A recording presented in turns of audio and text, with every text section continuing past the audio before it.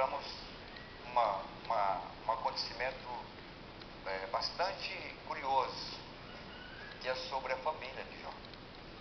A família de Jó parece um enigma, porque nós vemos que ele perdeu seus filhos e no final da história, a Bíblia diz que Deus deu em dobro para Jó tudo que ele tinha em bens, mas não deu em dobro a sua família. E dá até o nome deles. E o que aconteceu? Eles morreram, eles ressuscitaram. Eu vou ler o que o profeta falou, porque se eu quiser pensar, eu vou pensar muita coisa, mas eu quero apenas ler o que o profeta falou, porque quero que vocês, somente não precisa abrir suas Bíblias não, eu quero apenas que vocês me acompanhem, porque depois nós vamos ler outra escritura. Diz assim: e sucedeu, pois, que tendo decorrido o turno de dias de seus banquetes, eu sou os filhos, iam seus filhos e faziam banquetes em casa de cada um no seu dia, e enviavam e convidavam as suas 3 irmãs a comerem e beberem com eles. Então, nós já vamos começar vendo que os filhos de Jó eram rebeldes, estavam lá comendo e bebendo, e era a família inteira. Mas nós encontramos que Jó era um homem justo, e havia um homem na terra, e tal, e esse homem era justo, um homem justo com uma família que não era justa. E nós pensamos às vezes que a nossa derrota é porque nós não temos nossos filhos conosco. No entanto, Jó não tinha, mas Jó não deixou de ser justo, e Jó não deixou de ser crente, porque sua família não estava com ele. Porque quando nós temos a revelação da palavra, quando o próprio Deus nos revela a palavra, nós deixamos de usar esta mente aqui, como nós ouvimos ontem, o homem de cima, e passamos a ouvir o homem de baixo, que é o homem que está na casa de máquina, que libera a força para nós continuarmos. O que nós precisamos hoje é deixar que esta mente de Cristo realmente tome a nossa mente, para nós vermos corretamente o que é que Deus tem dito em sua palavra. Porque ele diz assim, e sucedeu, pois, que tendo decorrido o turno de dia de seus banquetes, enviava Jó, e o santificava, e se levantava de madrugada, e oferecia holocausto segundo o número de todos eles. Em outras palavras, estão bebendo, comendo, fazendo festa, mas eu vou levantar de madrugada, eu vou fazer holocausto por eles, eu vou fazer sacrifício por eles. Não adianta, entrega nas mãos de Deus. Simplesmente entregue nas mãos de Deus. É verdade, mas como é que você vai entregar nas mãos de Deus? Esse é o fato que nós precisamos descobrir. Como é que nós vamos fazer para entregar nas mãos de Deus? Porque o contrário, nós vamos entregar nas mãos do diabo. Porque Jó sabia que entregar nas mãos de Deus, você já pensou um pecador sem sangue chegar na presença de Deus, ele é fulminado, ele é morto. Porque a única maneira de você ser livre da morte na presença de Deus é se você estiver coberto com o sangue. Do contrário, ninguém poderá comparecer diante dele seu sangue. Então Jó sabia que para entregar os seus filhos tinha que haver sacrifício, tinha que haver holocausto. E ele fazia pelas madrugadas, diz a Bíblia, pelas madrugadas, levantava de madrugada e oferecia holocausto segundo o número de todos eles, porque dizia Jó: porventura pecaram meus filhos e blasfemaram de Deus no seu coração. A blasfêmia tem perdão? No entanto, Jó estava já dizendo que porventura eles fizeram isso. E ele cria que o sacrifício dele era tão poderoso que mesmo que eles tivessem blasfemado, ele confiava que aquilo que ele estava fazendo era poderoso para guardá-los. Então era um homem que tinha conhecimento de Deus, a mente de Deus, para confiar que aquilo que ele estava fazendo era suficiente, ele era capaz de, com tudo que seus filhos eram daquela maneira e até blasfemarem, ele não dava por entregue. Ele disse: eu vou continuar fazendo sacrifício por eles, e vou continuar levantando de madrugada e orando por eles. E diz assim: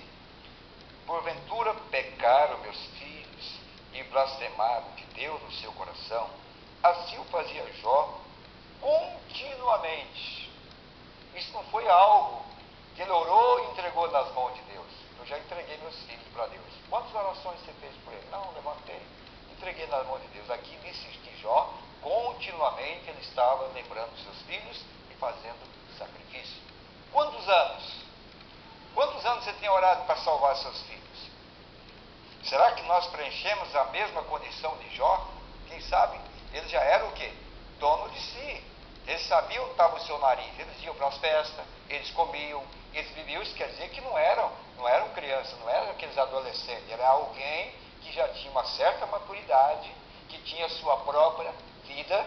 Mas Jó, continuamente, ele estava lembrando dos seus filhos, porque é um tesouro, é uma bênção. Veja que Noé, enquanto ele não pôs os filhos na arca, lá ele não se aquietou. Ele colocou os seus 3 filhos e colocou suas noras também.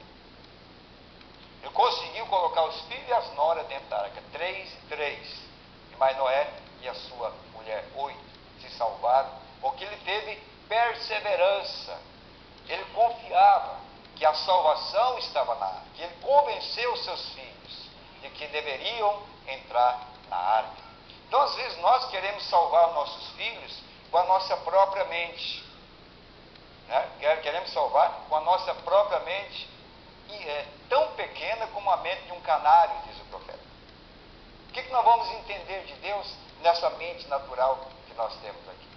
Mas, no entanto, Jó era um homem justo e temente a Deus, e o próprio Deus, em outras palavras, jogou tudo o que tinha em Jó. E disse: eu creio nele, que ele não vai negar o meu nome. Tudo o que acontecer, ele é o meu servo. Ele era justo mesmo. Ele era justo.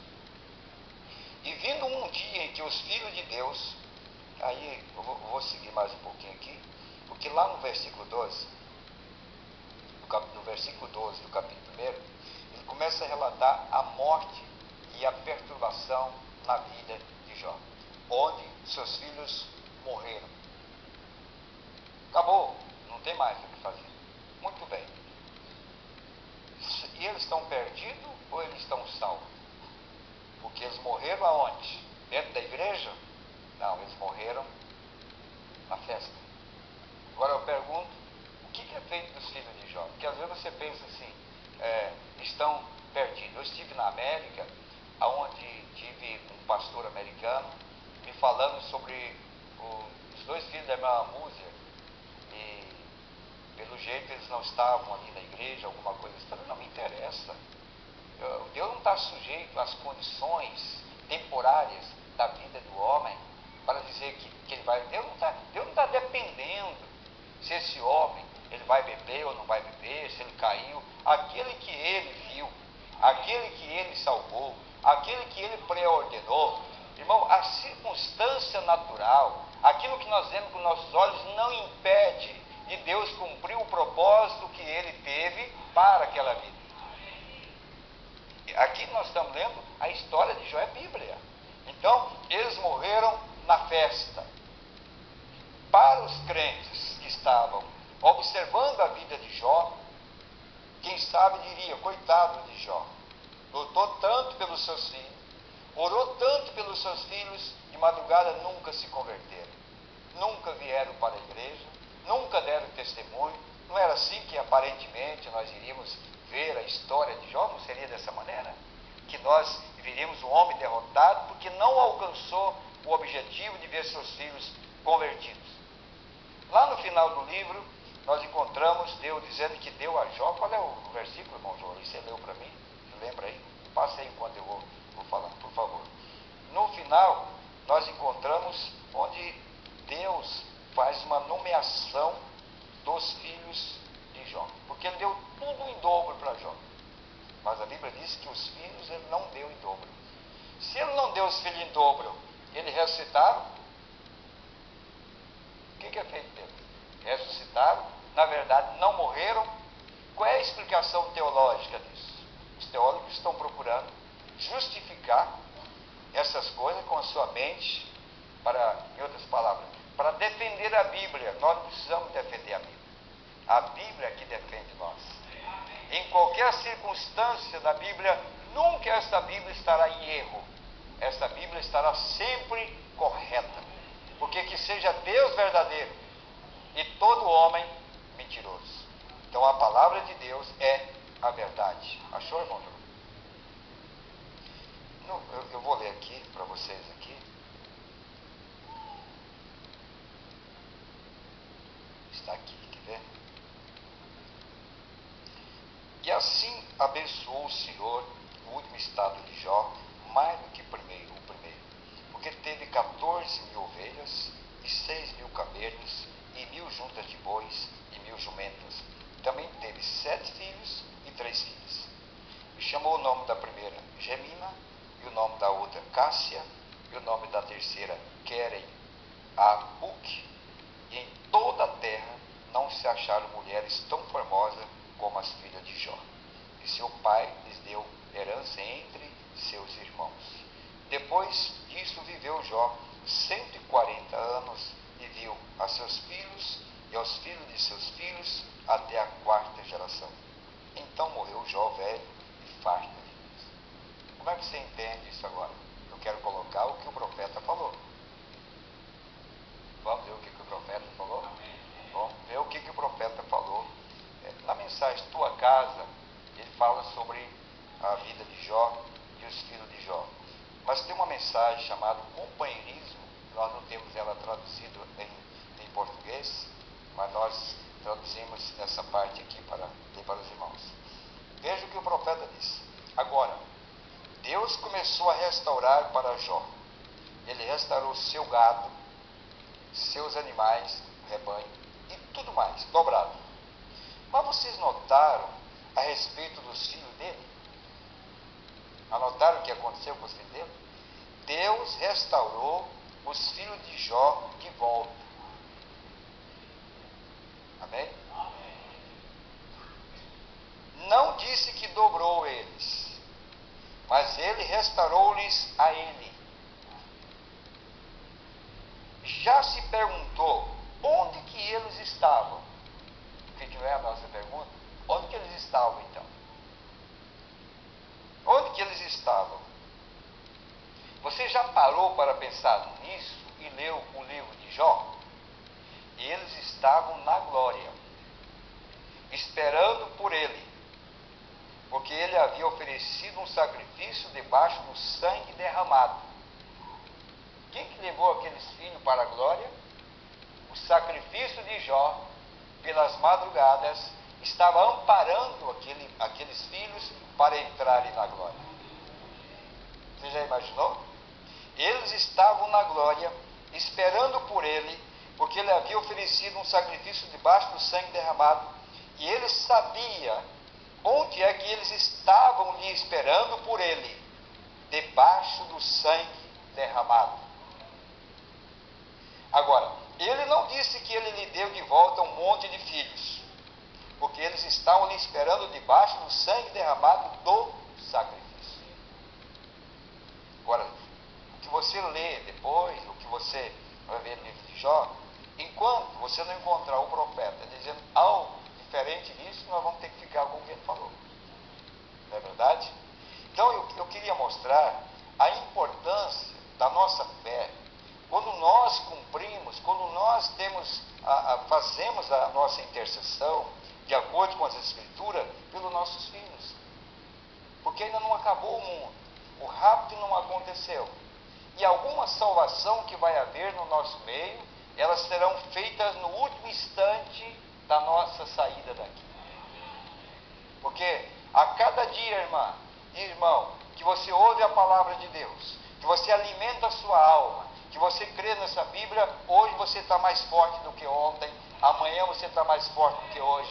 E quanto mais perto do rapto, mais poder nós vamos tendo de intercessão, de poder para chamar aqueles que não vieram ainda, ao ponto que nós vamos chegar à autoridade máxima de exigir, como o profeta exigiu, que disse: eu dou os teus filhos agora para a glória de Deus.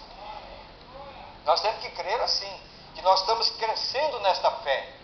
A tua oração hoje é muito mais forte e poderosa do que alguns anos atrás, porque a tua oração com o entendimento da palavra e das promessas de Deus. Por que vamos desanimar? Por que vamos dar por entregue? Vamos continuar trabalhando e crendo que Deus vai fazer esta obra, porque você vai continuar intercedendo. Eu não oro mais pelo meu filho. Não foi a continuar fazendo. E vou continuar orando. Porque pode ser que ele pecou de novo e eu coloco mais sangue por ele. Eu coloco mais oração por ele. Quanto mais o diabo afunda nossos filhos no mundo, você afunda a sua oração na presença de Deus e procura dizer, Senhor, é de lá que nós vamos resgatar ele. Porque se nós não encontramos aqui, nós podemos encontrar na glória, sim. Porque Jó encontrou, ou não encontrou. Amém?